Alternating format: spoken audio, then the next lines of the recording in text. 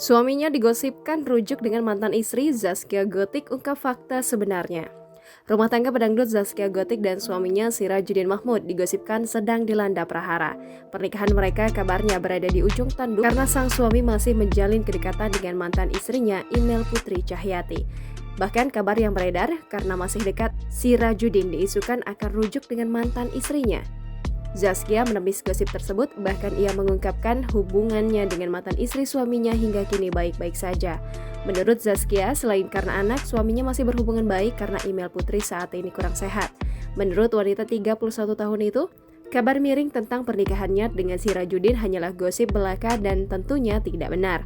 Zaskia Gotik menegaskan selama menjalani bahtera rumah tangga dengan Sirajuddin Mahmud, ia dan suami selalu menanamkan rasa kepercayaan yang tinggi selama ini.